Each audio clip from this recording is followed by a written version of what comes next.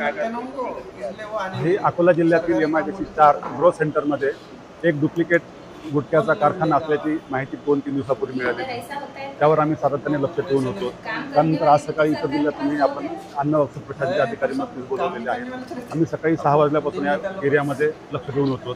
त्यानंतर आम्ही जवळपास 9:30 ते 10च्या अंदाज सदर ठिकाणी आम्ही धाड मारलेली आहे. सदर ठिकाणी डुप्लिकेट गुटख्याचा कारखाना असल्याचे निष्पन्न झाले. सदर ठिकाणी जवळपास कच्चा माल जो गुटखा बनवण्यासाठी लागतो तसेच जे काही लेबर्स आहेत, मशिनरी आहे ते आढळून आलेले आहेत आणि या ठिकाणी 3 कामगार कार्यरत असल्याचे आढळून आहे.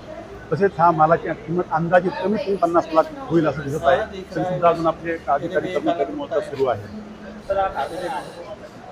हा कारखाना एक गौरव शर्मा नावाचं एक नाव पुढे आलेलं आहे. त्याचा कारखाना असल्याचे निष्पन्न झालेले आहे. सध्या या ठिकाणी आलेला नाही, फरार दिसून येत आहे तो.